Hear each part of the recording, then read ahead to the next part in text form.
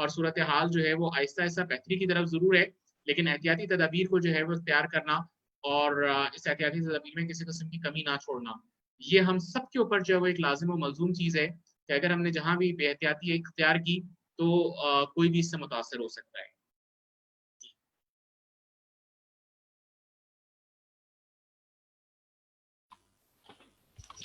Thank you जी सो अभी much sir for your valuable insight. Sir इसमें हमारे पास कुछ लोगों ने जो है कुछ क्वेश्चंस हैं जो किए हुए हैं, और अल्हम्दुलिल्लाह हमारी जो फेसबुक लाइव स्ट्रीमिंग है वो भी शुरू हो गई है, तो वहाँ पे भी लोग हमें कमेंट में कुछ क्वेश्चंस जो है ना वो भेजते रहेंगे। सर इसमें क्योंकि कोविड-19 के बारे में कहा जा रहा है कि ये ह्यूमन इंटरेक्शन या ह्यूमन कांटेक्ट की वजह से फैलता है, तो क्या ये बात दुरुस्त है कि ये खाना खाने वाली चीज़ों यानी फूड और ग्रोसरी आइटम से भी फैलता है? देखें, इसमें दो बड़ी इंपॉर्टेंट चीजें हैं कि जब आप ट्रांसमिशन की बात करते हैं तो ट्रांसमिशन के लिए जो सबसे अहम तरीन चीज है वायरस के हवाले से, कि जाहिर सी बात है पैंडेमिक कोविड-19 जो है ये वायरल जो है वो डिजीज है। वायरस जो है वो एक ऐसा ऑर्गेनिज्म है जो स्पेसिफिकली किसी लिविंग ऑर्गेनिज्म के साथ अटैच रहता है तो वो लाइव रहता है, और अगर वो उस स्पेसिफिक ऑर्गेनिज्म से निकल जाए तो वो लाइव नहीं रहता। अच्छा, अब उसकी दो सिचुएशन होती हैं कि एक तो उसका है लिविंग टाइम या कॉन्टेक्ट टाइम, कि जिसके अगर वो लिविंग बॉडी से बाहर रहेगा जो उसका स्पेसिफिक होस्ट ऑर्गेनिज्म है तो उसकी एक खास टाइम पीरियड है कि वो उसमें जिंदा रहेगा। जैसे इसके हवाले से कहा जाता है कि इसका टाइम पीरियड जो है वो 3 डेज का है, कि अगर किसी कॉन्टेक्ट सरफेस पे और मुख्तलिफ चीजों पे मुख्तलिफ टाइम पीरियड है, जैसे स्टेनलेस स्टील के ऊपर जो है वो तकरीबन 72 घंटे तक जो है वो अलाइव रहता है, और उसके ऊपर ट्रांसमिशन का जो है वो टाइम 72 आवर्स का मौजूद है। इसी तरह वायरस उन पे ट्रांसमिट कर जाता है तो वो फिर किसी दूसरे शख्स के अंदर भी ट्रांसमिट हो सकता है अगर वो उसको हाथ लगाए या उससे कांटेक्ट में आए और वो फिर उसके माउथ तक या उसकी नोज के जरिए से बॉडी के अंदर जाए और फिर उसके बाद वो इम्पैक्ट लेकर आए। मेजर जो जरिया है, याद रखिएगा, जो पहला और सबसे अहम तरीन जरिया है वो है डायरेक्ट कांटेक्ट। डायरेक्ट कांटेक्ट का ट्रांसमिशन ये होता है कि खांसना, छींकना या इसी तरह से हाथ मिलाना, ये वो तमाम चीजें हैं जो नॉर्मली क्या कर रही होती हैं, ये कोविड को फैलाने का या इस वायरल इन्फेक्शन को फैलाने का सबसे बड़ा जरिया है। और अगर इस वायरल इन्फेक्शन को जो है वो हमें रोकना है तो हमें इसी लेवल के ऊपर इसको कट ऑफ करना पड़ेगा। मसलन ग्रोसरी स्टोर्स के अंदर जाने से जो अवॉइडेंस कही जाती है उसकी बुनियादी रीजन ये है कि आपका कॉन्टेक्ट टाइम मिनिमाइज हो, जो लोगों से मेल मुलाकात है, जाहिर सी बात है होस्ट अगर कोई कैरियर होगा तो वही तो दूसरे को ट्रांसमिट करेगा, तो हमें उस होस्ट को मिनिमाइज करना है। अगर हमने होस्ट को मिनिमाइज नहीं किया तो उसका नतीजा ये निकलेगा कि हमारे पास जो ऑर्गेनिज्म का ट्रांसमिशन है वो बढ़ता चला जाएगा। अब अगर आप नॉर्मली देखें तो जो बड़े स्टोर्स हैं, मेगा स्टोर्स हैं, वहां पे कहा जाता है कि लोग कम विजिट करें और कोशिश करें कि कम तादाद में विजिट करें। लेकिन उसकी रीजन ये होती है कि हमारे यहाँ एक नॉर्मल लाइफ स्टाइल क्या है कि हमें कोई भी चीज खरीदनी हो पूरी फैमिली साथ जाती है। अगर फॉर एग्जाम्पल एक फैमिली में 3 बच्चे और एक उनके यानी पेरेंट्स मौजूद हैं तो 5 अफराद की फैमिली लाजिम है कि वो स्टोर पे विजिट करेगी, मेगा मार्ट पे विजिट करेगी। अब उस विजिट के दौरान अंदाजा लगाएं कि कोई वायरल इन्फेक्टेड पर्सन उस जगह पे मौजूद है और वो जो है वो मुख्तलिफ जगहों के ऊपर उसका जो है वो ट्रांसमिशन या तो डायरेक्ट या इनडायरेक्ट वे के अंदर जो है वो वायरस का हुआ है। तो अब जो आपके पास रेशो होगा वो क्या होगा कि 5 गुना ज्यादा यानी 5 टाइम्स ज्यादा लोग जो है वो ट्रांसमिशन कैरियर का सबब बनेंगे अगर पूरी फैमिली जा रही है, और उसके मुकाबले में अगर एक फर्द वाहिद जो है वो वहां गया तो 5 गुना कम खतरा होगा कि वो घर के अंदर जो है वो वायरस को लेकर आए। कोविड के मुतालिक कहा जाता है कि कोविड किसी के अंदर खुद नहीं आता, आप बाहर जाते हैं तो कोविड को अपने साथ यानी उस वायरस को अपने साथ जो है, कोरोना वायरस को अपने साथ जो है वो लेकर आते हैं। तो ये जो वायरल इन्फेक्शन है, इस इन्फेक्शन के मुतालिक सबसे अहम तरीन बात यही है कि जब हम इस वायरस को की ट्रांसमिशन की बात करते हैं तो इसमें कोई ना कोई एक मेजर कैरियर का होना जरूरी होता है, और वही कैरियर जो है वो मुख्तलिफ लोगों में जो है वो इस बीमारी को फैलाने का सबब बनता है। तो ग्रॉसरी स्टोर और ग्रॉसरीज के हवाले से ये है कि अगर एहतियाती तदाबीर इख्तियार की जाए, पहली चीज ये कि जो अफराद एक जगह कलेक्ट होते हैं उनकी कलेक्शन को रोका जाए, मजमे को रोका जाए, तादाद जो है वो इतनी रखी जाए कि लोग कम से कम जो है वो 2 मीटर का फासला यानी तकरीबन 5 से 6 फीट का फासला मेंटेन कर सकते हो। इसी तरह से जो है वो मास्क का इस्तेमाल बड़ा जरूरी है। फिर इसी तरह से जो है वो जहाँ पे ग्लव्स पहनने की जरूरत है ग्लव्स को जरूर इस्तेमाल किया जाए। और इन सब चीजों में सबसे अहम तरीन चीज ये है कि हाथों को जरूर धोया जाए, साबुन से धोया जाए। अब इसमें देखिए मेरे थोड़ा सा जो है ना वो इख्तिलाफ है कि हर वक्त जो है हैंड सैनिटाइजेशन करना कोई अच्छी जो है वो प्रैक्टिस नहीं है। उसकी बुनियादी रीजन ये है कि जब आप हाथ धोते हैं तो हाथ धोने के दौरान जो एक नॉर्मल प्रोसीजर है जिसके अंदर आप 30 सेकंड तक बाकायदा हाथ के ऊपर साबुन अच्छी तरह से, जो एक WHO का तरीका कार है उसके मुताबिक आप रगड़ के, और जब आप पानी के अंदर अपना हाथ धोते हैं तो जितने किस्म के वायरस के मटेरियल होते हैं, बैक्टीरियल मटेरियल होते हैं, वो सारे के सारे आपके हाथ से डिसलॉज होके फ्लो कर जाते हैं पानी के अंदर। और उसके बाद अगर आप सैनिटाइजर भी इस्तेमाल करते हैं तो सैनिटाइजर एक एक्स्ट्रा चीज हो जाती है। अब याद रखिएगा कि कुदरत ने हमारे हाथों में हर जगह पे, मसलन ये कट्स मौजूद हैं, नेल्स के जो कोने मौजूद हैं, इन सब जगहों पे हर वक्त जो है वो हमारे साथ बैक्टीरिया मौजूद है। और ये बैक्टीरिया हमारी सेहत के लिए बड़े अच्छे हैं, जब तक हमारी स्किन पर मौजूद है बहुत अच्छे हैं। उसकी रीजन ये है कि अगर इस हाथों के ऊपर से, स्किन के ऊपर से बैक्टीरिया हट जाएंगे तो उसका नुकसान क्या होगा कि बैक्टीरिया के हटने से यहाँ पे फंगस ग्रोथ आनी शुरू हो जाती है, जिसको हम नॉर्मली इस डिजीज को डर्माटाइटिस कह रहे होते हैं, जो आमतौर पे स्किन को खराब करने का सबब बनता है। इसी तरह नाखून जो है, अगर बैक्टीरिया मौजूद ना हो तो उसकी जगह पे फिर फंगल ग्रोथ आनी शुरू हो जाती है, जो नुकसानदेह चीज है। यानी इसका मतलब ये है कि कुदरत ने अगर हमारे साथ बैक्टीरिया भी रखे हैं तो फायदे के लिए हैं, लेकिन अगर आप उसको मुस्तकिल हटाते रहेंगे, सैनिटाइज करते रहेंगे, तो जो है वो भी कोई अच्छी प्रैक्टिस नहीं है। हाँ, वो तमाम लोग जो किसी स्टोर में काम कर रहे हैं, किसी फूड प्रैक्टिस एरिया के अंदर मौजूद हैं, किसी बड़े स्टोर में मौजूद हैं, जहां पे रिक्वायरमेंट ये है कि आपने मुस्तक करना है चीजों को, तो वहां तो एक रिक्वायरमेंट है। लेकिन वहां पे भी कोशिश ये करें कि अगर ग्लव्स पहन लिए हैं डिस्पोजेबल प्रॉपरली, अगर आप उसको यूज कर रहे हैं और हर थोड़े टाइम के बाद चेंज कर रहे हैं, तो it's a very good practice. Plus ये कि जो स्टेनलेस स्टील के खासकर एरियाज हैं, जैसे मिसाल के तौर पे दरवाजे के ऊपर जो है वो स्टील का एक हैंडल लगा हुआ होता है, वो सबसे बड़ा कैरियर बनता है। घरों में भी अगर आप देखें नोब होते हैं, वो बड़े कैरियर बनते हैं। प्लस ये कि जो गाड़ियों के दरवाजे होते हैं, अगर कई लोग एक साथ वैन में सफर कर रहे हैं तो वो सबके सब हाथ टच करेंगे। तो इन सारी जगहों को टाइम टू टाइम सैनिटाइज करना बड़ा जरूरी होता है। और अगर टाइम टू टाइम सैनिटाइज ना किया जाए तो फिर उसका एक नुकसान हमें ये नजर आता है कि जो है वो कोविड का ट्रांसमिशन या बैक्टीरियल ट्रांसमिशन जो है वो ईजी हो जाता है। तो इसलिए जो है वो इन सब चीजों की एहतियात बहुत जरूरी होती है। तो ग्रोसरी का इस्तेमाल या ग्रोसरी को लाना इटसेल्फ कोई बुरी चीज नहीं है, लेकिन अगर आप एक प्रॉपर SOP के साथ, एक प्रॉपर तरीकेकार के साथ उन चीजों को इस्तेमाल करें तो यकीनन जो है वो आप बीमारी से भी बच सकेंगे और अपनी जरूरियात भी पूरी कर सकेंगे। थैंक यू सर, बहुत बहुत शुक्रिया।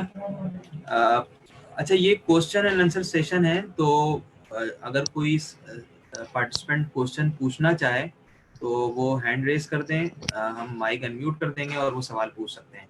तो कोई क्वेश्चन है तो वो हैंड रेज कर दें। यूसुफ भाई, इसमें हमारे पास कुछ और जी, अगर क्वेश्चंस किसी का भी कोई हैं जो। सवाल है, जी अतीब साहब पूछें, सवाल पूछें।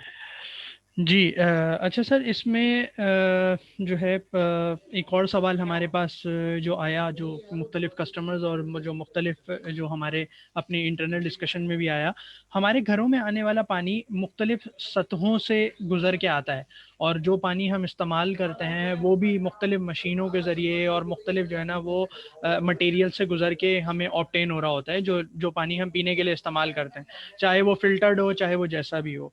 क्या पानी जो इतनी सतहों से गुजर के आता है, क्या इसके अंदर किसी किस्म का जो है कोरोना वायरस की मौजूदगी का खदशा हो सकता है? अच्छा देखिए, कोरोना की ट्रांसमिशन से पहले मैं आपको एक बड़ी अहम चीज बताऊं कि ये वायरस कितनी चीजों से गुजरने के बाद हम तक जो है वो पहुंचा है, और इस किस्म का एक भयानक किस्म का जो है वो सूरत हाल दुनिया भर में नजर आ रही है। इनिशियली ये जो वायरस था, इसके मुतालिक कहा जाता है कि इस वायरस की ट्रांसमिशन 2-3 मुख्तलिफ जराए से हुई है, जो इसके DNA से कंफर्म होती है कि ये में नहीं था। ठीक है, ये पेंगोलिन के थ्रू होता हुआ ह्यूमन के अंदर आया, तो ये जो ट्रांसमिशन होती है इसको समझने की जरूरत है। मिसाल के तौर पे जो पहला शख्स इसका कैरियर बना होगा इस वायरस का, जो कहा जाता है जो इसका एपिसेंटर है वो वुहान है, तो वुहान में कोई पहला शख्स होगा जिसने इसको ऑब्टेन किया होगा। तो तरीका क्या होता है कि वायरस फॉर एग्जांपल पैंगोलिन से निकल के ह्यूमन में आया, तो नॉर्मली इस तरह के बेतहाशा वायरसेस मौजूद हैं जो हमारे इर्द गिर्द मौजूद होते हैं, लेकिन हर किस्म का वायरस हमें कोई नुकसान नहीं पहुंचाता। इसी तरह से ह्यूमन के बहुत सारे वायरसेस हैं जो दूसरे ऑर्गेनिजम्स में होते हैं, लेकिन आपको कोई नुकसान नहीं, यानी उनको कोई नुकसान नहीं पहुंचा रहे होते। इसकी मिसाल है जैसे पोलियो का वायरस है। पोलियो का वायरस बंदर में मौजूद हो तो कुछ भी नहीं है, आपको कोई पोलियो ज्यादा बंदर नजर नहीं आएगा। लेकिन अगर वही मंकी के अंदर मौजूद पोलियो का वायरस ह्यूमन में आ जाए, तो वो ह्यूमन के अंदर जो है वो एक बड़ा प्रॉब्लम कॉज करता है, खासकर बच्चों के अंदर जो पोलियो का मर्ज है। इस पोलियो का वायरस का जो जो कहा जाता है कि इनिशियल जो इसका एक ट्रांसमिशन का जो अंदाज है वो मंकी से आया। तो इसी तरह से कुछ लिविंग ऑर्गेनिजम्स में मौजूद है और उनका कोई इम्पैक्ट नहीं है, उनके ऊपर कुछ भी फर्क नहीं पड़ा। ह्यूमन में क्या हुआ कि दो काम होने पड़े। पहला तो ये कि वो वायरस जब ह्यूमन में आया तो ह्यूमन के अंदर उसने आते के साथ ही अपनी शेप चेंज की और उसने अडॉप्ट कर लिया ह्यूमन बॉडी को।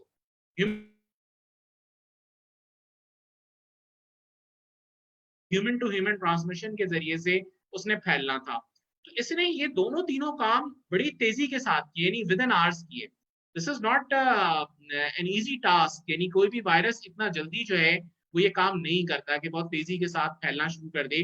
लेकिन ये सिचुएशन जब क्रिएट होती है तो उस सूरत में हमें एक बड़े पैमाने के ऊपर जो है वो पैंडेमिक सिचुएशन नजर आती है, वबाई सूरत हाल नजर आती है। और यही वजह है कि ये वायरस जब ट्रांसमिट होना शुरू हुआ ह्यूमन टू ह्यूमन, तो इनिशियली इसका जो फैलाव था वो इतना ज्यादा था और इतना डेडली था कि जो लोग इससे मुतासर हो रहे थे वो दूसरों को बहुत ज्यादा मुतासर कर रहे थे। और उसके बाद उसमें डेथ रेशो भी बहुत ज्यादा था, यानी इनिशियली अगर आप निकाल के देखें तो कुछ जगहों पे डेथ रेशो 10% तक ही था। पाकिस्तान में तो 1.5% 2% डेथ रेशो है टोटल इन्फेक्टेड पर्सन का। तो इनिशियली जो है ये वायरस बहुत ज्यादा खतरनाक था। फिर आहिस्ता आहिस्ता जब ये फैलता गया तो इसकी एक ही वक्त में कई कई शक्लें मौजूद हैं। जैसे मिसाल के तौर पे जिस एनवायरनमेंट में हम मौजूद हैं, यहाँ पे भी अब तक जो वायरसेस की जो टाइप्स निकली हैं इस कोविड-19 के हवाले से ही, वो 35-36 किस्म की जो है वो अब तक की टाइप्स कहते हैं कि जी डिस्क्राइब हो चुकी हैं, क्योंकि बहुत तेजी के साथ अपनी शक्ल बदल रहा है। बल्कि पिछले दिनों इटली के एक रिसर्चर का जो है वो एक बयान छपा था, एक रिसर्च आर्टिकल के अंदर के जिस वक्त इटली के अंदर ये वायरस आया था, तो उस वक्त जो है ये बिल्कुल एक का जो है वो लाइन की तरह था, जैसे जंगल का शेर होता है। और अब उसकी सिचुएशन जो है वो ऐसी हो गई है जैसे एक जंगल की बिल्ली, यानी इतना वो नुकसानदेह नहीं रहा, इतना खतरनाक नहीं रहा। तो ये बड़ी इंपॉर्टेंट चीज है कि जब हम इस वायरस से निपट रहे हैं तो हमें इस चीज को भी देखना पड़ेगा कि एक ही वक्त में मुख्तलिफ जगहों पे मुख्तलिफ तरीकों से और मुख्तलिफ रीजन के तहत जो है वो इम्पैक्ट कर रहा होता है। तो जरूरी नहीं है कि हर एक के अंदर इसके जो है वो इम्पैक्ट भी हमें एक ही जैसे नजर आए। बहुत शुक्रिया सर। जी अतीब, मजीद कोई क्वेश्चन है और कोई और पार्टिसिपेंट भी सवाल पूछना चाहे तो वो पूछ सकता है। अतीब। अच्छा, मैं एक चीज बता दूं कि वाटर के जरिए से इसकी ट्रांसमिशन इतनी फास्ट नहीं है। अगर पानी के अंदर आ भी जाए और पानी अगर इसके 6-8 घंटे अगर रखा हुआ है तो ये अगले को ट्रांसमिट करने का सबब नहीं बनता। लेकिन अगर किसी ने ग्लास में पानी पिया है, उसको भी कोविड था और उसके कुछ ड्रॉपलेट्स पानी में गए हैं और दूसरे ने भी वही पानी पी लिया, तो यकीनन फिर वो ट्रांसमिट करेगा। वरना ऐसे जो नल पानी आ रहा है घरों में उसके जरिए से कोई ऐसी साइन एंड सिम्टम्स नहीं है जिसको हम कह सकें कि ये ट्रांसमिशन का सबब बने। डायरेक्ट ट्रांसमिशन तो हो सकती है, इनडायरेक्टली कोई ऐसी ट्रांसमिशन अब तक साबित नहीं। Thank you so much sir. अच्छा सर, ड्यूरिंग दी कोविड-19 हमें बहुत सारी चीज़ें सुनने को मिली और बहुत सारे क्योर्स, बहुत सारी मेडिसिन्स लोगों ने सजेस्ट भी की बहुत सारे मरीज़ों को। माई सेल्फ, मुझे भी आइसोलेशन पीरियड्स को जो है ना वो फेस करना पड़ा, तो उस दौरान भी बहुत सारे लोगों ने सना मक्की जो है वो सजेस्ट किया। आपके चेहरे पे आने वाली मुस्कुराहट से अंदाजा हो गया है, तो काइंडली ज़रा गाइड कीजिएगा कि किस हद तक ये रियलिटी है, ये किस किस जो है ना क्वांटिटी में लेना हमारे बॉडी के लिए बेयरेबल है और फ़ायदेमंद है। देखिए, सना मक्की नहीं बल्कि बहुत सारी चीजें ऐसी आई मुख्तलिफ। व्हाट्सएप तो अब ऐसी चीज है कि हर एक के पास जो है वो 2-2 सेकंड से जो है वो आपको जो है वो कोई ना कोई रेमेडीज मिल रहे होते हैं। और खासकर अगर किसी का पता चल जाए कि कोई कोरोना का शिकार हो गया है, तो जिसको नहीं भी हुआ हुआ कोरोना तो वो भी अपनी जो है वो जायज और नाजायज हर किस्म की जो उसकी अपनी ख्वाहिशात होती हैं एप्लीकेशन कराने की फूड के हवाले से, वो सारे मशवरे दे डालते हैं कि ये भी इस्तेमाल कर लो, वो भी इस्तेमाल कर लो। हालांकि ऐसा कुछ भी नहीं है। सना मक्खी के हवाले से कोई ऐसी अब तक रिपोर्ट नहीं है कि वो कोविड-19 के हवाले से कोई स्पेसिफिक जो है वो कंट्रोलिंग के हवाले से उसने कोई इम्पैक्ट डाला हो।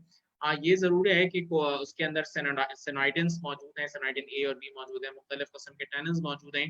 तो उनका काम जो है वो थोड़ा बहुत इम्यूनिटी बूस्टिंग का तो है, लेकिन इसका बेसिक जो पर्पस जो इस्तेमाल का है सना लीव्स का, वो बेसिकली ये आपके जो डाइजेस्टिव मैकेनिज्म होता है उसको बहुत ज्यादा जो है वो इम्प्रूव करते हैं, लेकिन ज्यादा इस्तेमाल जो है वो लूज मोशन का सबब बनता है। तो कोई भी प्रैक्टिशनर जो है, यानी जो हकीम जो होते हैं, वो आमतौर पे इसके बेहतर इस्तेमाल को जानते हैं और किस वक्त इस्तेमाल करना है वो इसके बारे में बेहतर बता सकते हैं। लेकिन इस तरह से अपने तौर पे इस्तेमाल करना, मेरा ख्याल है कि ऑलरेडी अगर किसी शख्स को कोविड हो चुका है तो वो इम्यून सप्रेस्ड हुआ हुआ है, यानी उसका पहले ही कुव्वती मदाफियती निज़ाम जो है वो कमजोर हुआ हुआ है और वो एक बुरी कंडीशन के अंदर जो है वो मुब्तला हुआ हुआ है। और उसके अंदर फिर सिचुएशन ये क्रिएट हो रही है कि हम उसमें मुख्तलिफ किस्म की ऐसी चीज़ों का इस्तेमाल कराना शुरू कर दें जो बजाय फ़ायदे के उल्टा नुकसानदेह हो जाए। मसलन अगर फॉर एग्जांपल सना मक्खी के इस्तेमाल के ज़रिए से लूज मोशन शुरू हो जाएं, तो इम्यून सिस्टम ऑलरेडी कम था, पानी वैसे ही नहीं पिया जा रहा था, चीजें खाई नहीं जा रही थी और लूज मोशन अलग शुरू हो गए। अब डिहाइड्रेशन की कैफियत के अंदर जो है वो सिचुएशन मजीद बिगड़ सकती है, और यानी बंदा कोरोना से मरे ना मरे, लूज मोशन से जो है वो उसका जरूर जो है वो डेथ हो सकती है। तो इस तरह की चीजों को अवॉइड करें। हाँ, एक चीज याद रखिएगा कि वायरल इन्फेक्शन, ये जो कोविड-19 है, इसका बाकायदा तौर पर कोई इलाज अभी तक सामने नहीं आया। इसके हवाले से एक बड़ी अहम चीज ये कही जाती है कि अगर कोई सिम्टोमेटिक है, यानी कि अगर उसमें कोई कोई जाहिर हो रहा है कोई मर्ज, खासकर फॉर एग्जाम्पल किसी को बुखार चढ़ रहा है, तो आप वायरस का इलाज नहीं करेंगे, वो वायरस का कोई इलाज नहीं है, ठीक है, नजले का कोई इलाज नहीं है। आप उसके सिम्टम्स को ट्रीट करते हैं। बुखार है तो बुखार कम करने के लिए आप पैराडोल की 2 गोली जो है वो सुबह दोपहर शाम यानी 3 टाइम आप गोली लेंगे कि बुखार ना चढ़े। अगर खांसी है तो खांसी का शरबत लिया जाएगा, इचिंग हो रही है तो इचिंग की जो है वो मेडिसिन ली जाएगी। अगर जो है वो कोई और इस तरह की कोई कॉम्प्लेक्स सिचुएशन क्रिएट होती है, तो याद रखिए कि कोविड-19 का इलाज नहीं है, कोविड-19 के सिम्टम्स की ट्रीटमेंट है, क्योंकि 14 दिन के बाद उसने खुद इनएक्टिवेट होना है। वो मेडिसिन से जो है वो कोई इनएक्टिवेशन नहीं हो रही है।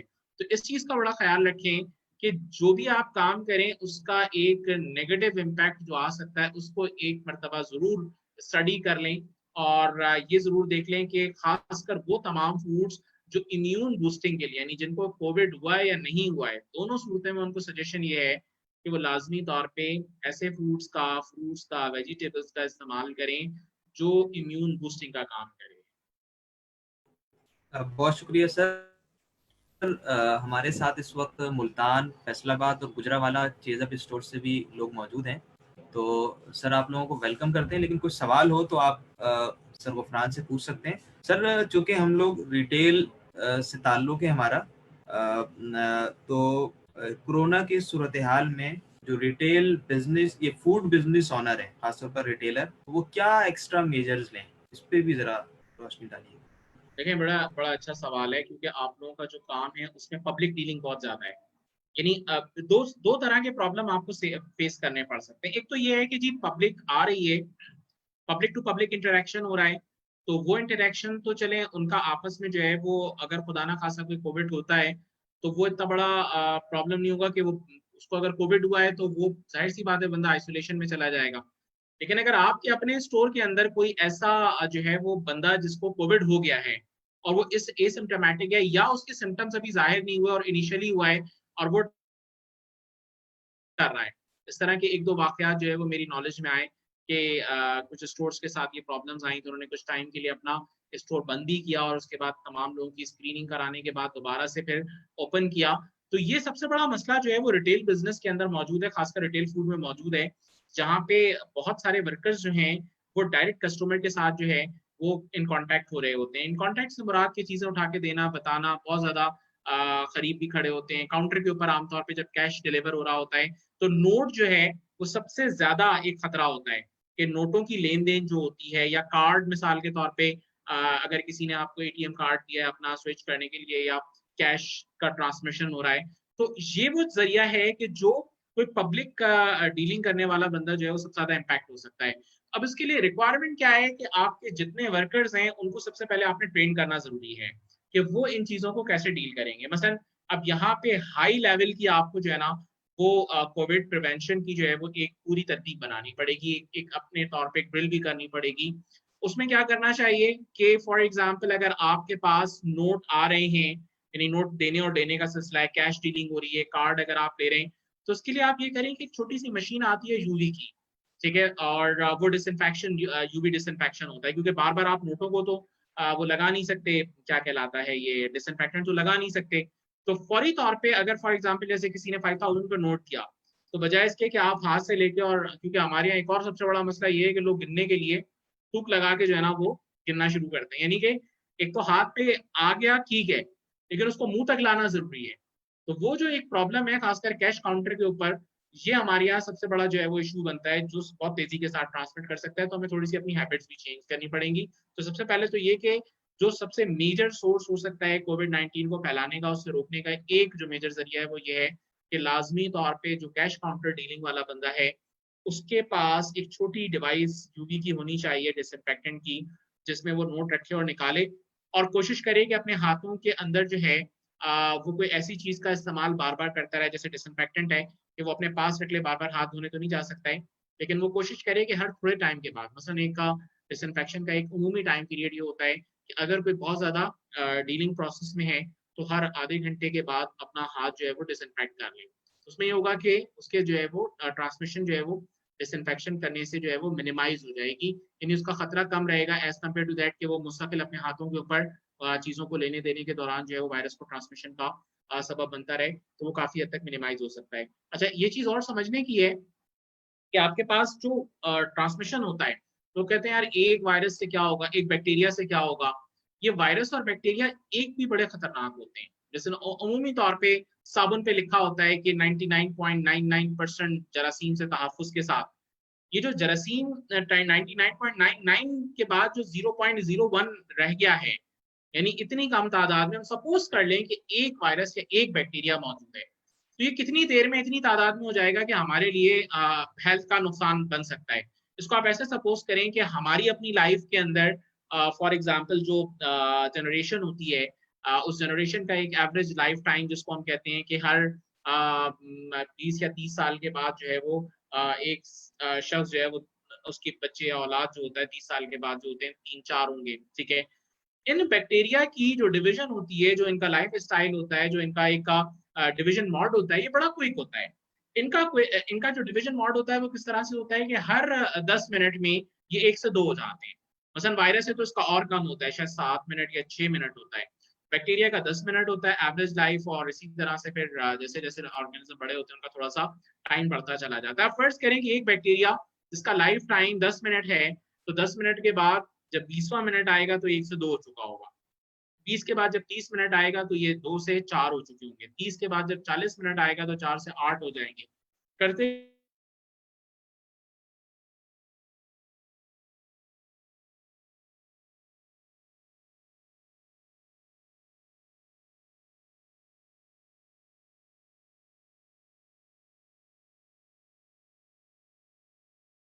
खराबी जो होती है, अगर आप उसको जरा सा महसूस करें उसका स्टाइल क्या होता है, कि आपने कोई भी पेरिशेबल फूड बनाया, गोश्त बना लिया, दूध है उबाल के आपने रखा, गर्मी के मौसम में जरा तेजी से बैक्टीरिया ग्रो कर जाते हैं जो जो जरा उमूमी टेम्परेचर वाले होते हैं। इनका जो जो बीमारी फैलाने का स्टाइल है वो क्या होता है कि 1 से 2 बैक्टीरिया, 2 से 4, 4 से 8, 8 से 16, 16 से 32 करते करते जब ये ट्रांसमिट होते हैं तो इनका जो ब्रेकिंग टाइम होता है, ब्रेक इवन टाइम होता है 6 घंटे के बाद ये प्रोडक्ट को बिल्कुल सड़ा देते हैं। दूध है फट जाएगा, फ्रूट्स वेजिटेबल्स हैं सड़ना शुरू हो जाते हैं। तो इसलिए इनका जो लाइफ टाइम होता है, इनको कहा जाता है कि कोई भी प्रोडक्ट खासकर फूड प्रोडक्ट है और पेरिशेबल है, जिसका शेल्फ लाइफ बड़ा शॉर्ट है, उसको with in the limit of the 6 hours आप या तो कंज्यूम कर लें, या अगर 6 घंटे का टाइम आपने बढ़ाना है तो आप उसके डेंजर जोन से हमेशा आउट रखें। डेंजर जोन क्या होता है कि ऐसा फूड जो प्रोसेस, जो गर्म हो या पका हुआ हो, तो उसका जो एक उमूमी टेम्परेचर है जिसपे वो तेजी से खराब होगा वो होता है 8 डिग्री सेंटीग्रेड से लेकर 60 डिग्री सेंटीग्रेड, यानी 8 से 60 डिग्री वो टेम्परेचर है जिसके दरमियान में ये फूड बड़ा तेजी से खराब होता है, स्पॉइल हो जाता है, विद इन 6 आवर स्पॉइल हो जाता है। अब अगर आपने बचाना है तो क्या करना है, 8 से कम टेम्परेचर दें या 60 से ऊपर का टेम्परेचर दें। दोनों सूरतों में फूड के अंदर बैक्टीरियल ग्रोथ, वायरल ग्रोथ नहीं आएगी। 60 डिग्री पे वायरस किल हो जाता है। गरम गरम खाना अगर आप इस्तेमाल करें उसमें कोई वायरस नहीं होगा, मोस्टली कोई बैक्टीरिया भी नहीं होगा।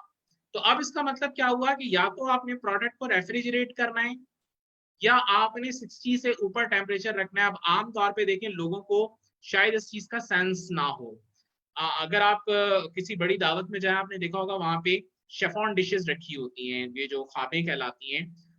उन डिशेस में एक दरमियान की लेयर पानी की भरी जाती है, गर्म पानी की, और उसके नीचे एक छोटी सी चिमनी लगा दी जाती है। तो वो गर्म रहता है पानी, और उस पानी का टेम्परेचर अराउंड 60 डिग्री होता है।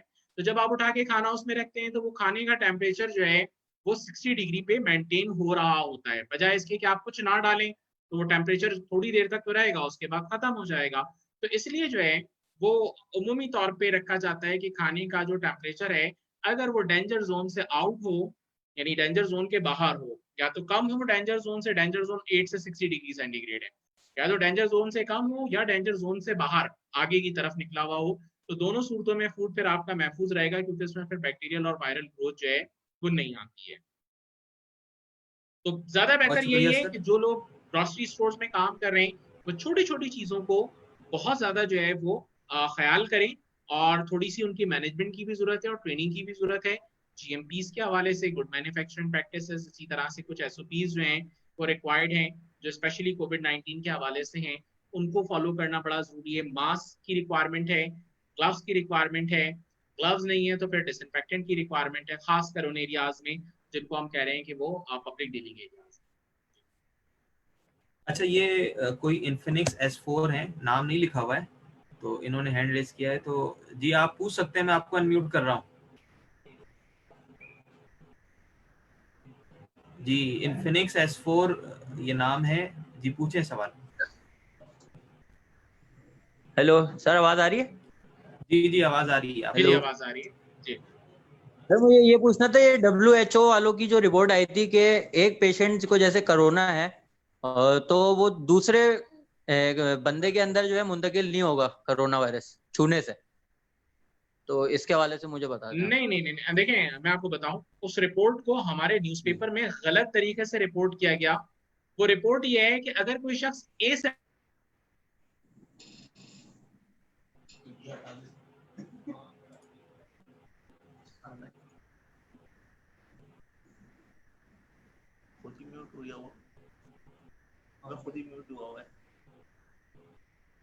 हम तो म्यूट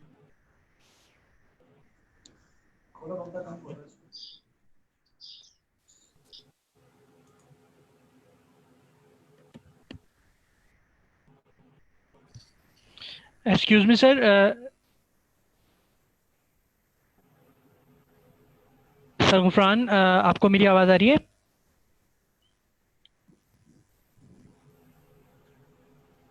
सर अनम्यूट कीजिएगा आप, शायद ये म्यूट हो गए हैं आप ना, अनम्यूट कीजिएगा सर।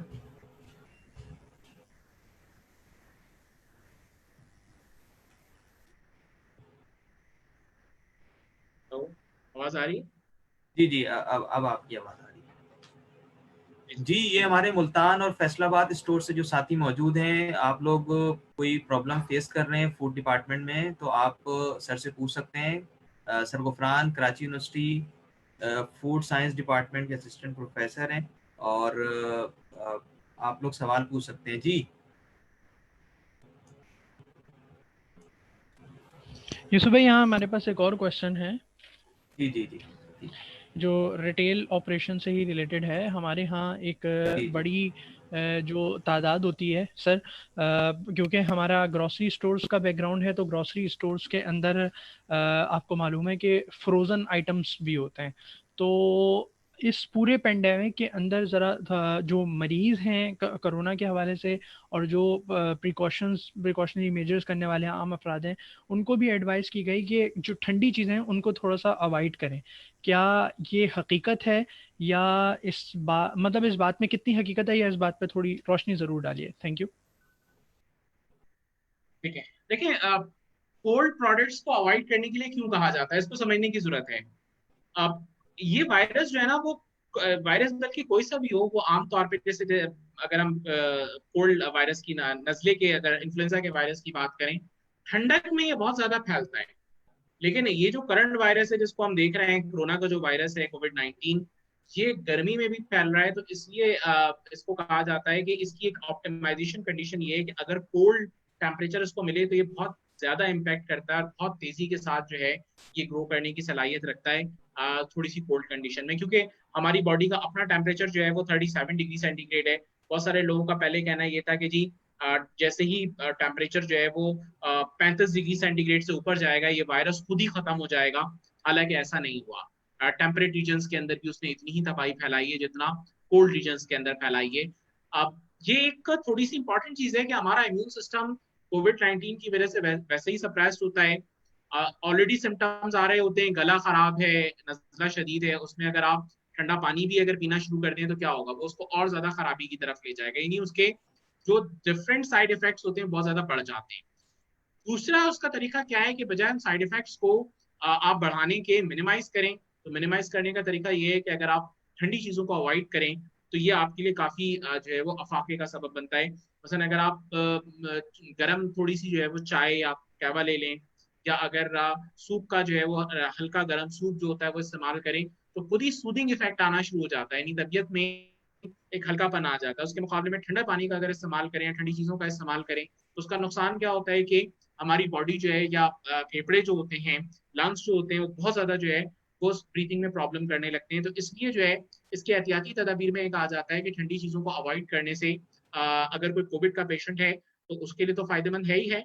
लेकिन जो दूसरी तरफ इंपॉर्टेंट चीज है वो क्या है कि अगर उसका एक इम्पैक्ट ये आ रहा है कि अगर खुदा ना खास्ता अगर उसमें कोविड का भी नहीं है और फ्यूचर में अगर वो उससे मुतासर होता है तो उसका इम्यून सिस्टम बड़ा अच्छा होगा और वो हो सकता है सिम्टोमेटिक रहे इस पूरी सिचुएशन के अंदर।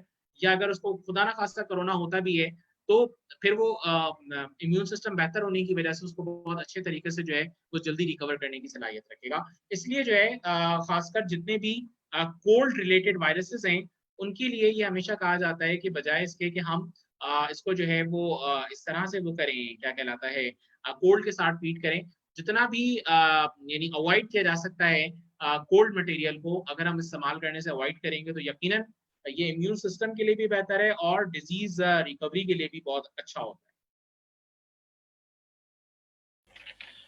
है। Thank you so much sir. Sir यहाँ पर प्रिवेंशन के हवाले से काफ़ी बात हो रही है और प्रिवेंशन के हवाले से काफ़ी चीज़ें आपने अभी तक बताई भी हैं। सर कहा जाता है कि मतलब कहा क्या जाता है, सुनने में आया, कुछ चीज़ें मैं आपके सामने डिस्कस करूंगा, काइंडली बताइएगा कि वो किस हद तक क्योर करने में कोरोना से हमें फ़ायदेमंद होती हैं। इसमें गार्लिक, रेड चिली और लेमन, ये इन आइटम्स के अंदर किस हद तक अफादियत मौजूद है कोरोना से बचाव के लिए। Thank you. इसमें से लेमन के हवाले से या सिट्रस के हवाले से तो बाकायदा स्टडीज अब तक सामने आई हैं कि विटामिन सी या जितने भी सिट्रस हैं they are good for curing of the कोविड-19। यहाँ तक की तो बात बिल्कुल दुरुस्त है कि कोरोना पेशेंट्स को कहा जाता है, या कोरोना ना भी हो तो इस सीजन में कहा यह जाता है कि विटामिन सी कंटेनिंग जितने फूड या फ्रूट्स हैं उसका इस्तेमाल करें। बल्कि कोरोना पेशेंट्स के लिए तो यहाँ तक कहा जाता है कि विटामिन सी की टैबलेट्स जो मार्केट में अवेलेबल हैं एज अ सप्लीमेंट्स के तौर पे अगर उसको इस्तेमाल करें तो सेहत के लिए बड़ी अच्छी रहती है, रिकवरी बड़ी जल्दी हो जाती है। विटामिन सी का एक बड़ा अच्छा इम्पैक्ट है कोरोना वायरस के अगेंस्ट। उसके मुकाबले में red chilli antioxidant, it's a good antioxidant, immune boosting का काम करता है। गार्लिक के तो तकरीबन आप कहें कि हजारों की तादाद में फवाइद हैं, जिसमें अगर आप देखें तो डायबिटिक पेशेंट्स के लिए, कार्डिक पेशेंट्स के लिए, या इस तरह की और जो बीमारियां हैं उनके लिए गार्लिक का इस्तेमाल बहुत ज्यादा मुफीद है। अच्छा, गार्लिक में एलिसन मौजूद होता है, बहुत सारे सल्फर कंटेनिंग कंपोनेंट्स मौजूद होते हैं इनका एक अच्छा इम्पैक्ट मुख्तलिफ बीमारियों के हवाले से बड़ा अच्छा ट्रैक रिकॉर्ड रखता है। तो गार्लिक का कोई कोई साइड इफेक्ट नहीं है। अगर आप एक कंट्रोल अमाउंट के अंदर, मसलन अगर एक जुआ जो कहलाता है, यानी एक उसका जो एक सिंगल जो वो होता है, अगर आप लहसुन का इस्तेमाल करें, या इसी तरह से गार्लिक भी बड़ा अच्छा है। लोग अदरक वाली चाय का इस्तेमाल करते हैं जो इसके लिए होता है, गले में अगर तकलीफ है या अगर एस्थमेटिक कंडीशन है, सांस लेने में प्रॉब्लम हो रही है, तो ये इन कंडीशंस को मेंटेन करने में बड़ा अच्छा काम करते हैं। गार्लिक है और जिंजर है, तो ये चीजें जो है वो अच्छा इफेक्ट लेकर आती हैं। तो इसलिए रिकमेंड किया जाता है कि इन चीजों का इस्तेमाल जो है वो ना सिर्फ किया जाए, बल्कि अगर नहीं करना है तो जिनको नहीं भी है वो भी अगर इसका इस्तेमाल करें तो दैट इज गुड। यानी अगर आप अपने घरों में देखें तो प्रीवियस हिस्ट्री आपको ये मिलेगी। अब तो खैर इतना ज्यादा नहीं है कि घरों में चटनी का बनना, पुदीने की चटनी, पुदीने के साथ जो है वो मुख्तलिफ किस्म की लहसुन की चटनी, या लहसुन अदरक और मुख्तलिफ चीजें मिला के जो है वो मुख्तलिफ किस्म की चटनियाँ वगैरह बनना पहले बड़ा कॉमन सा एक हमारे यहाँ का जो है वो कस्टम था। लेकिन अब ये चीजें बड़ी महदूद होके रह गई हैं। अब क्योंकि हम ज्यादातर जंक फूड पे बेस करते हैं, तो जंक फूड के साथ जो चीज हमें मिलती है वो एक छोटा सा चिली गार्लिक का जो है वो साशे होता है, या केचप का साशे होता है, या उसके साथ कोई इस किस्म की और चीज होती है। तो अब इन चीजों के अंदर आपको इम्यून बूस्टिंग की कोई पावर नजर नहीं आएगी। उसके मुकाबले में पहले के लोगों में अगर आप देखें तो वो इस तरह की कॉमन चीजों का बड़ा इस्तेमाल करते थे। अगर हम कुछ ना करें, इन प्रीवियस चीजों को ही थोड़ा सा इस्तेमाल में लेकर आए, तो आपको महसूस होगा कि हमारी बहुत सारी जो डिजीजेस हैं, जो कॉमन डिजीज होती हैं, वो खुद ही कंट्रोल होना शुरू हो जाएंगी। इसको हम कहते हैं न्यूट्रास्यूटिकल इफेक्ट्स, यानी कि ऐसे तमाम के तमाम फूड्स जिनके मुतालिक कहा जाता है कि उनमें कोई ना कोई मेडिसिनल प्रॉपर्टी मौजूद है, यानी कि कोई भी वो एक अद्वियाती खुसूसियत जो है वो अपने अंदर रख रहे हैं। जैसे पुदीना है, पुदीने का एक बड़ा कॉमन यूज ये है कि अगर उल्टी आ रही हो तो it's a good anti emetic agent, यानी जो वोमिटिंग है, एंटी वोमिटिंग एजेंट के तौर पे जो है ये पुदीना बड़ा अच्छा काम करता है।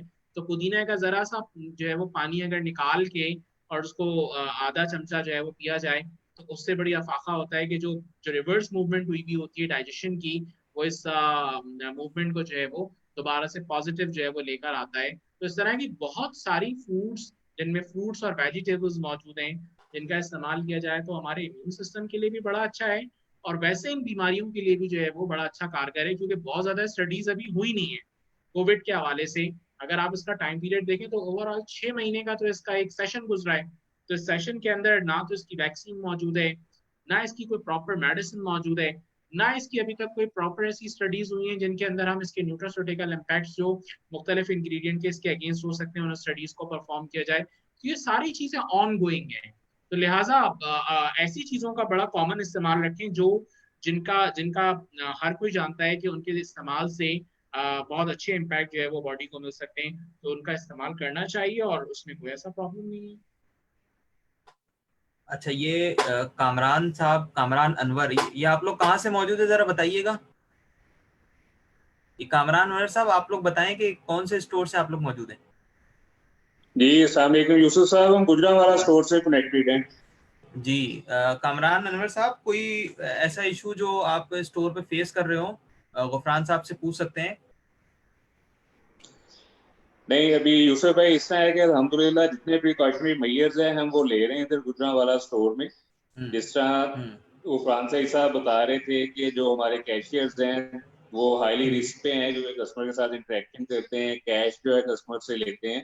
तो उसके लिए मैं बताता हूँ आपको कि हमने एक तो हैंड सैनिटाइजर्स जो है वो तमाम कैश टिल्स के ऊपर प्लेस किए हुए हैं। उसके अलावा जो प्लास्टिक मनी है उसको डिसइंफेक्ट करने के लिए हमने वाइप्स जो हैं वो भी वहाँ पे प्लेस किए हुए हैं। एडिशनली कैशियर्स को ग्लव्स हैं वो भी प्रोवाइड किए हुए हैं। तो और जो प्रोटेक्टिव सूट है वो पहन के वो ड्यूटी परफॉर्म कर रहे होते हैं। और जो हमारा सेल्स फ्लोर स्टाफ है उसको भी जो है हम इस चीज के ऊपर इंकरेज करते हैं कि वो टाइम टू टाइम अपने हैंड वॉश करें, हैंड सैनिटाइज करें। और अल्हम्दुलिल्लाह अभी फिलहाल वक्त हमारे पास यहाँ पे कोई ऐसी सूरत या कोई ऐसी प्रॉब्लम नहीं। अच्छा गुफरान साहब, एक सवाल जो फूड के प्रिवेंशन से रिलेटेड है। मैं अभी हमारे वेयर हाउस के जो हेड है उनसे मैं बात कर रहा था, तो खैर वो कोरोना से रिलेटेड तो नहीं है, जनरल फूड के काम से रिलेटेड है। वो ये कि जो हशरात या कीड़े मकोड़े या रैट्स, इनका बड़ा जो है ना वो बड़े खतरात रहते हैं इसके ना, और आपने इससे पहले भी बहुत सारे ऐसे वाकयात सुने होंगे। इस हवाले से जरा, चूंकि हमारे फूड के बहुत सारे लोग अभी यहाँ आपको सुन रहे हैं, तो गाइड कीजिएगा कि कैसे इन सब चीजों से महफूज रख सकते हैं फूड। देखिए, पेस्ट और रूडेंट ये दो ऐसी जी। चीजें हैं जो बहुत ज्यादा प्रॉब्लम क्रिएट करते हैं, इतना ज्यादा प्रॉब्लम क्रिएट करते हैं कि आपकी जो है वो पूरा नेम जो है वो स्टेक पे लग जाता है। तो इसके लिए बाकायदा तौर पे मैनेजमेंट जो है बड़ी जरूरी होती है। यानी दुनिया में ये प्रॉब्लम हर जगह मौजूद है, और सबसे ज्यादा खर्चा अगर किसी रिटेल के ऊपर करना पड़ता है किसी रिटेल वाले को, तो वो इन्हीं चीजों को कंट्रोल पे करना पड़ता है मैनेजमेंट के पॉइंट ऑफ व्यू से। कि जो स्टोर का जहाँ पे इसकी स्टोरेज होती है वहां पे जो है वो चूहे बहुत हो जाते हैं, लाल बेग हो जाते हैं, मक्खियां, मच्छर, इस टाइप की बेतहाशा चीजें जो है वो हम वहां मौजूद होती हैं। तो इंटीग्रेटेड पेस्ट मैनेजमेंट जो है आईपीएम की एक पूरी टेक्निक है जिसको इस्तेमाल करते हुए इसको कंट्रोल करना या इरेडिकेट करना बड़ा जरूरी होता है। और अगर इसको खत्म ना किया जाए तो इसका बड़ा बैड इम्पैक्ट भी आता है। प्लस ये कि अब जो मुख्तलिफ फूड अथॉरिटीज हैं उनका भी एक बड़ा मेजर रोल इसी हवाले से रहा है कि वो इन चीज़ों को कंट्रोल करवाने में बहुत ज़्यादा जो है वो काम कर रहे होते हैं कि कस्टमर तक जो चीज़ पहुंचे वो बहुत ज़्यादा सेव हो। और ये चीज़ बड़ी कॉमन है कि अगर हम और आप में से भी कोई अगर खरीदने जाता है कोई प्रोडक्ट, और खासकर किसी अच्छे स्टोर पे जाता है, तो ये एक्सपेक्टेशन उसके साथ होती है जुड़ी हुई कि जी जो भी चीज़ आपके पास आएगी वो बहुत ज़्यादा हाइजेनिक होगी, बहुत ज़्यादा सेव होगी। तो उसके लिए जो है वो ज़रूरी ये होता है कि हम उस एनवायरनमेंट को भी प्रॉपरली जो है वो time to time through IPM जो है वो ट्रीट करें और उसको जो है मेंटेन करें। याद रखिएगा कि हाइजीन जिसको हम कहते हैं, हाइजीन जो है वो तीन चीजों से मिलके बनती है। مثلا अगर हम फूड एनवायरनमेंट में हाइजीन की बात करें तो हाइजीन के इस्तेमाल से क्या होगा कि हम हाइजीन अगर किसी जगह मेंटेन करेंगे तो उसका एक इम्पैक्ट ये आएगा कि हम बीमारियों से बच सकते हैं। और अगर नॉन हाइजीनिक फूड खाएंगे तो अल्टीमेटली हम बीमारियों का शिकार हो सकते हैं। तो उसमें कोविड-19 के हवाले से गुड हाइजेनिक प्रैक्टिसेस जीएचपीस का इस्तेमाल बड़ा जरूरी है। अब जीएचपीस जो है ना वो तीन सेक्शंस में होती हैं। पहला जीएचपी जो होता है वो होता है एनवायरनमेंट, यानी जो आपका माहौल है, जिस जगह आप बैठे हुए हैं, जिस जगह काम कर रहे हैं। ये जो पेस्ट मैनेजमेंट है ये एनवायरनमेंट का सबसे इंपॉर्टेंट की फैक्टर है। दूसरा एनवायरनमेंट के साथ जो कनेक्टेड पार्ट है वो आ जाएगा ह्यूमन बॉडी खुद, ठीक है, इसको हम कहते हैं पर्सनल हाइजीन। वो कौन सा हो गया? एनवायरमेंटल हाइजीन, जो एनवायरनमेंट के साथ कनेक्ट हो रहा है। पर्सनल हाइजीन में सबसे ज्यादा इम्पैक्ट जो आता है वो हमारा पर्सनल हाइजीन का होता है, क्योंकि हमारे हाथ जो होते हैं ये सबसे बड़ा ट्रांसमिशन मॉड क्रिएट करते हैं। इसके बगैर अगर आप देखिए किसी चीज की ट्रांसमिशन नहीं हो सकती है। तो मुख्तलिफ किस्म के जितने भी जो है वो हमें प्रोडक्ट के अंदर खराबियां नजर आती हैं, उनमें जो बैक्टीरियल ट्रांसमिशन हो रहा होता है उनमें मेजर जो होता है तो ह्यूमन हैंड है, कि इंसान के हाथों में बैक्टीरिया मौजूद है। वो बैक्टीरिया एक से दूसरे में जो है वो ट्रांसमिट हो रहे होते हैं। तो पर्सनल हाइजीन की मेंटेनेंस, खुद अपने कपड़ों का साफ रखना, इसी तरह से जो है वो बाल गिर जाते हैं तो हेयर नेट का इस्तेमाल करना, बियर्ड नेट का करना, मास्क का इस्तेमाल करना, ये वो सारी चीजें हैं जिसको आप पर्सनल हाइजीन में मेंटेन करते हैं। तीसरी चीज जो आती है वो कहलाती है फूड हाइजीन। फूड के साथ इटसेल्फ अगर आप देखें तो जिसको हमने शुरू में डिस्कस किया था कि मुख्तलिफ किस्म के बैक्टीरिया जो होते हैं वो ग्रो करना शुरू कर देते हैं, फूड की क्वालिटी को खराब करते हैं, डिटोरिएट करते हैं, स्पॉइल कर देते हैं। तो इसका मतलब क्या हुआ कि किसी भी फूड प्रेमिसेस में जहाँ पे फूड की डीलिंग हो रही है, रॉ या प्रोसेस, वहां पे आपको तीन किस्म के हाइजीन को मेंटेन करना जरूरी है। एनवायरमेंटल हाइजीन, पर्सनल हाइजीन और फूड हाइजीन। और जब ये तीनों चीजें एक साथ मेंटेन होंगी तो हम उसी सूरत में मुख्तलिफ किस्म की बीमारियों से बच सकते हैं। बहुत शुक्रिया। अच्छा, एक और सवाल है, वो भी इससे हटकर है, यानी आज के टॉपिक से हटकर। वो ये कि चूंकि हमारे साथ बहुत सारे अफराद जो फूड की सेल्स या फूड की मैनेजमेंट के प्रोफेशन से वाबस्ता है, तो सर गाइड कीजिएगा कि इस प्रोफेशन के अंदर कौन कौन से कोर्सेज हैं जो इनके लिए रेलेवेंट है, इनको कर लेनी चाहिए। थोड़ा सा वजाहत कीजिएगा सवाल की। हाँ सर, मेरा सवाल ये है कि चूंकि हम आपको बहुत सारे लोग ऐसे हैं जो फूड के प्रोफेशन से वाबस्ता है, यानी सेल्स की फील्ड में है या मैनेजमेंट की फील्ड में है, जो कोर्सेज होते हैं फूड से रिलेटेड, फूड के प्रोफेशन से रिलेटेड कोर्सेज होते हैं, तो कोई रेकमेंड करें कि कुछ कोर्सेज जो इनको इनकी प्रोफेशनल लाइफ में इनको फायदा दे। देखें, ये बड़ा इंपॉर्टेंट है कि जिस फूड के बिजनेस में काम कर रहे हैं अल्लाह ताला ने रिस्क का वादा किया हुआ है, और रिस्क जाहिर सी बात है कि कोई ना कोई जराए पैदा करता है, और बेहतरीन रिस्क का जरिया वो होता है जो आप लोगों के साथ शेयर कर रहे हो। मसलन खाना एक ऐसी चीज है जिसको अगर आप देखें तो आप लोगों के उस फूड का एक जरिया बने हुए हैं। तो अल्लाह ताला की बड़ी एक आपके ऊपर एक ब्लेसिंग है कि आप उस पार्ट का हिस्सा बन गए हैं जो कुदरत ने अपने हाथ में लिया हुआ है, और वो आपके जरिए से जो है वो काम करवा रहा है। अब मैं कहता हूँ कि अगर आप देखें तो उसमें कितनी अहम तरीन बात है कि जो जो लोग इस काम में इन्वॉल्व हो रहे हैं वो अपने आप को अगर इसका दीनी फरीजा भी समझे तो यकीनन उनके लिए एक बड़ी अच्छी बात होगी कि वो इसके ऊपर एक सवाब की नियत भी रख सकते हैं। लेकिन अगर आप देखें तो उससे ज्यादा इसके अंदर प्रॉब्लम क्या है, जितनी दो नंबरी करेंगे, अनहाइजेनिक प्रोडक्ट किसी को खिलाएंगे और उससे कोई बीमार हो जाएगा, तो उस बीमारी के अंदर जितनी तकलीफ वो उठाएगा उस तकलीफ का आप ये समझ लें कि जिम्मेदार आप भी हुए। तो किसी को तकलीफ पहुंचाना कितनी बुरी चीज है।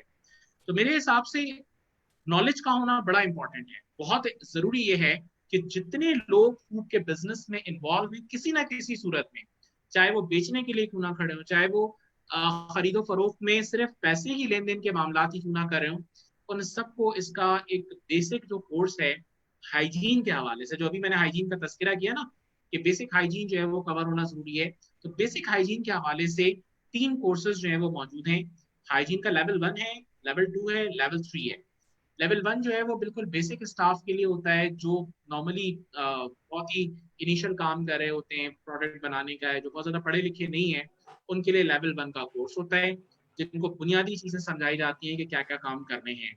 लेवल 2 का कोर्स आमतौर पर उनके लिए होता है जो उनको सुपरवाइज कर रहे होते हैं, यानी जो लोग काम कर रहे हैं, वर्कर्स काम कर रहे हैं, उनकी सुपरविजन के लिए लेवल 2 भी होता है, और फिर वो थोड़ा सा ऊपर का होता है। और लेवल 3 होता है जो मैनेजरियल स्टाफ है, जिसका काम बाकायदा जैसे किचन है, उस किचन के अंदर जितने लोग काम करें उन सबको ओवरऑल एसओपीज को मेंटेन करना, उसकी तमाम चीजों को मॉनिटर करना। तो फूड बिजनेस में लेवल 1, 2, 3 ये तो मस्ट है। प्लस ये कि अगर आप थोड़ा सा ऊपर का काम कर रहे हैं तो फिर आप food safety management system FSMS जो है, हैसअप, टेसअप, वेसअप, इन सब को जो है वो आपको एक बुनियादी नॉलेज होना जरूरी है, और बहुत अच्छा हो कि आप इसका बाकायदा सर्टिफाइड कोर्स करें। फिर इसी तरह से हैसअप के हवाले से काफी जो है वो डिटेल कोर्सेज मौजूद हैं, उसकी एक रिक्वायरमेंट है कि वो जरूर करें। तो ये 4, 5, 6 बुनियादी कोर्सेज हैं, प्लस ये कि हलाल के हवाले से एक बुनियादी नॉलेज का होना जरूरी है, क्योंकि खासकर बड़े स्टोर्स में, बड़े चेन्स में हलाल सर्टिफिकेशन जो है वो अब लोगों को समझ में आ रही है, लोग डिमांड कर रहे हैं। तो हलाल सर्टिफिकेशन जो है उसको करवाने के लिए भी आपके पास जो स्टाफ हो वो ट्रेंड हो। तो उसके लिए रिक्वायरमेंट ये है कि जितना अच्छा आपके पास स्किल्ड वर्कर होगा उतना ही अच्छा मेंटेन हो सकता है, क्योंकि ये एक ऑब्लिगेशन है, एक हमारी दीनी जिम्मेदारी भी है कि अगर हम किसी को हलाल कह के बेच रहे हैं तो यकीनन उसका हलाल होना भी बड़ा जरूरी है। और किस लेवल पे वो हलाल से हराम में बदल जाता है ये हमें नहीं मालूम। तो इन तमाम चीजों को टाइम टू टाइम अपने आप को अपडेट करना, ये मेरा ख्याल है कि हम हमारे इस बिजनेस की से ज्यादा हमारी अपनी एक जिम्मेदारी है कि हम लोगों को जो सर्विसेज देने जा रहे हैं कम से कम उन सर्विसेज के अंदर इतने कॉन्फिडेंट जरूर हो कि हम जो है वो उन चीजों को लोगों तक एक उस अंदाज में पहुंचा सकें जो जो हमारी एक जिम्मेदारी है। तो ओवरऑल अगर इसको समझे तो एक बहुत बड़ी जिम्मेदारी है हम सब के ऊपर जो हम फूड में इन्वॉल्व है, फूड बिजनेस में इन्वॉल्व है। बल्कि मैं यहाँ तक कहता हूँ कि शायद दुनिया के तमाम बिजनेस एक वक्त को बंद हो जाएं, फर्ज कर लें कि सारी एक बड़ी सिचुएशन खराब होती है। तो अभी भी आपने पेंडेमिक में देखा हो हर चीज बंद हो गई, लेकिन एक चीज जो अलाउ थी कि खाने पीने की अशिया जो हैं वो किसी सूरत नहीं रुकेंगी। दूध की सप्लाई वैसी बरकरार थी, फ्रूट्स वेजिटेबल वैसे ही बिक रहे थे, प्रिपेयर्ड फूड थोड़े टाइम के लिए बंद हुए लेकिन उनको भी दोबारा खोलना पड़ा, बेकरी आइटम्स 1, 1.5 हफ्ते बंद हुए लेकिन फिर दोबारा खोलना पड़ा। यानी खाने का बिजनेस ऐसा है जो हर चीज शायद आपको दुनिया में कभी ना कभी रोकनी पड़े। ये कोविड हमें बड़ी चीजें समझा के जा रहा है कि खाने के बिजनेस के अंदर हमें अगर थोड़ा सा समझें तो हम इसको जो है वो लाइट ना लें, इसको हम अपना रोजगार तो समझ ही रहे हैं, लेकिन अगर हम इसके साथ थोड़ी सी अच्छी GHPs, गुड हाइजेनिक प्रैक्टिसेस वगैरह का इस्तेमाल करें तो यकीनन ये हम सबके लिए एक बहुत बेहतर चीज होगी। ये मदीहा, आपने कोई सवाल पूछना है तो आप पूछ सकती हैं। मदीहा ने हैंड रेज किया है, मैं आपको अनम्यूट कर रहा हूँ।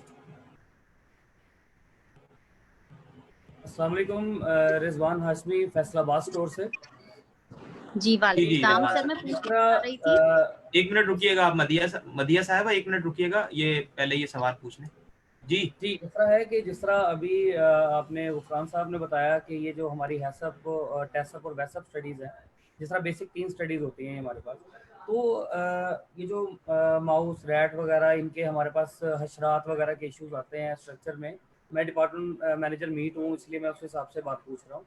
तो हम अपने स्ट्रक्चर्स को देखते हुए, जिस तरह हमारे बिजनेस के और हमारे जो बिल्डिंग स्ट्रक्चर्स हैं, हम इसको ये रैट्स वगैरह के इश्यूज वगैरह को हम किस में फॉलो करवाते हैं? क्या हम इसको हैसअप में देखते हैं, क्या इसको टेस्टअप में देखते हैं, या वैसअप में देखते हैं?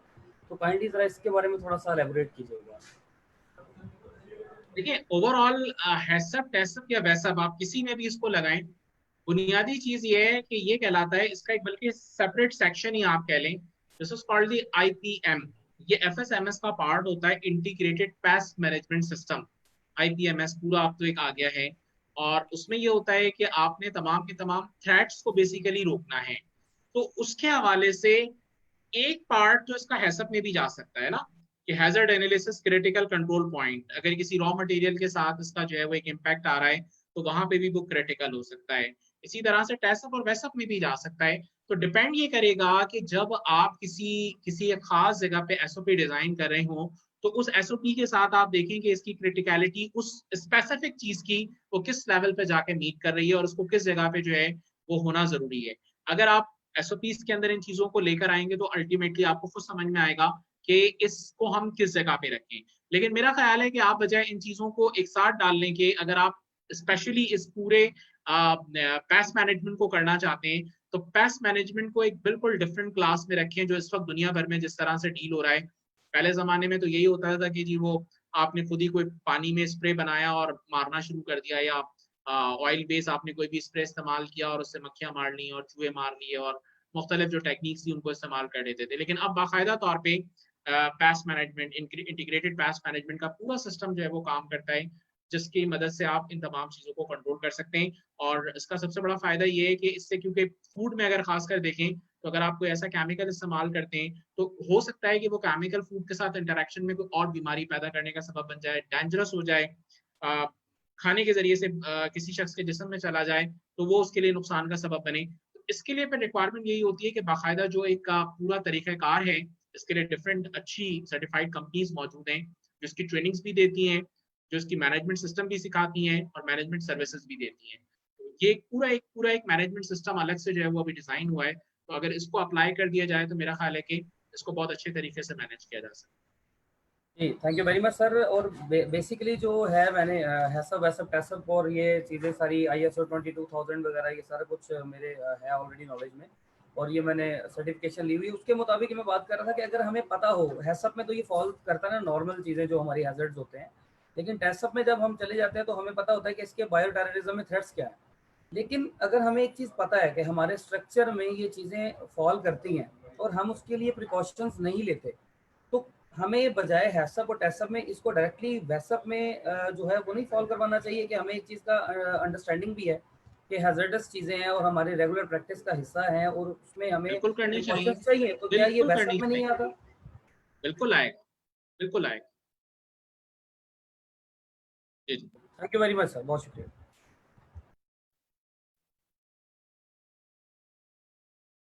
कोई और भी क्वेश्चन अभी ले रहे थे? जी मदिया साहब, आप सवाल पूछ सकती हैं।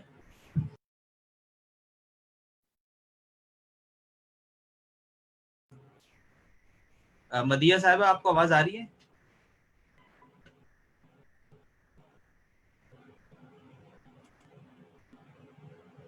अस्सलाम वालेकुम सर। मैं ये पूछना चाह रही थी कि कोविड के हवाले से तो जंक फूड के बारे में बताया गया है कि वो अवॉइड करना है, लेकिन नॉर्मली रूटीन में जो आजकल चीज बच्चों का खाने का रिवाज जो चला हुआ है, चेडर चीज है, मोज़रेला चीज है, चीज के बगैर कोई भी आपकी डिश जो है वो कंप्लीट नहीं होती, तो सर क्या वो ठीक है लेना? देखिए, चीज का इस्तेमाल भी बुरी चीज नहीं है। चीज डेयरी फैट से बनता है और बच्चों के लिए ठीक है, इम्यून सिस्टम बढ़ाने का सबब बनता है। लेकिन बहुत ज्यादा इस्तेमाल हर चीज का नुकसानदेह है। मैं वही कहता हूँ कि आप लिमिट के अंदर चीज इस्तेमाल करें, जो अलाउबल डेली इंटेक है उसके मुताबिक इस्तेमाल करें, तो यकीनन वो चीज आपके लिए नुकसानदेह नहीं होगी। लेकिन अगर आप उस अलाउबल डेली इंटेक से बढ़ के उन चीजों को इस्तेमाल करना शुरू कर दें तो वो आपके लिए नुकसान का सबब बनेगी। जैसे पानी भी है, अगर आप पानी का एक अलाउबल लिमिट से ज्यादा, मतलब 2 लीटर अगर किसी शख्स के लिए रिकमेंडेड है, और वो 2 की जगह डेली 10 लीटर पानी पीना शुरू कर दे, तो यकीनन गुर्दे खराब हो जाएंगे, यूरिनेशन इतनी ज्यादा हो जाएगी, मुख्तलिफ किस्म के न्यूट्रिएंट बॉडी से लॉस होना शुरू हो जाएंगे। तो हर चीज का एक एक लिमिटेड इस्तेमाल जो है ना वो सेहत के लिए फायदेमंद है।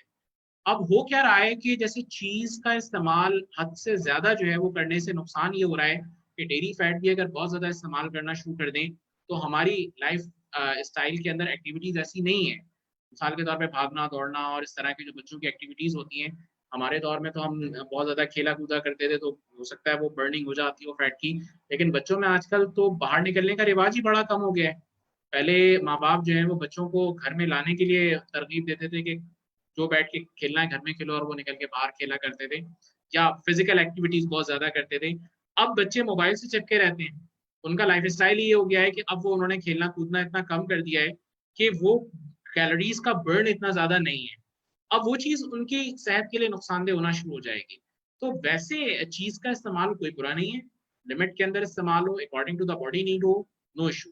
लेकिन अगर according to the body need ज्यादा इस्तेमाल हो रहा है वो खतरनाक चीज है, और यकीनन फिर उसका एक बैड इम्पैक्ट आएगा जो हमें नजर भी आ रहा है कि बच्चों के अंदर ओबेसिटी के प्रॉब्लम इस वक्त हद से ज्यादा बढ़े हुए हैं।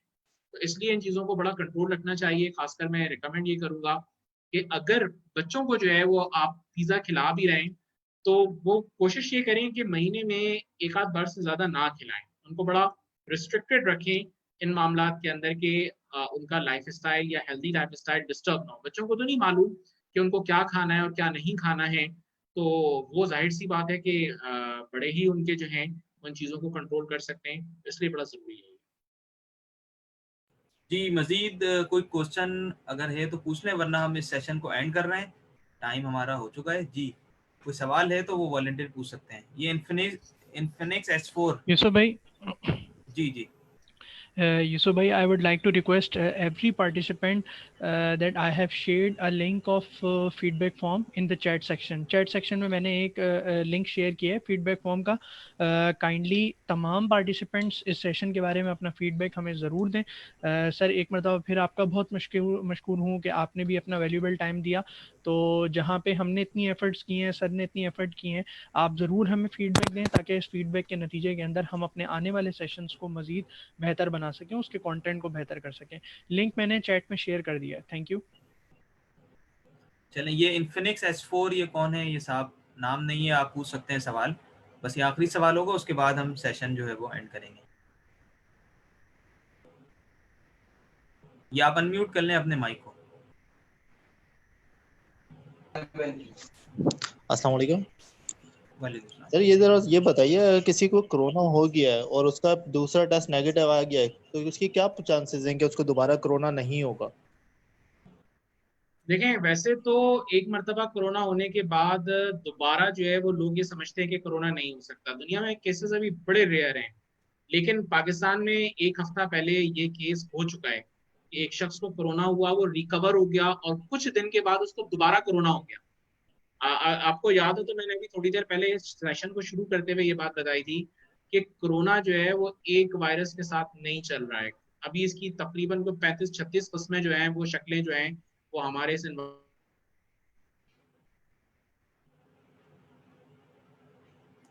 हो जाती है, एक की डेथ भी हुई है। और कुछ ऐसे हैं जो लोग कहते हैं यार कोई मसला नहीं है, ये तो बड़ा एसिम्प्टोमेटिक टाइप का है, हुआ भी तो मुझे पता ही नहीं चला।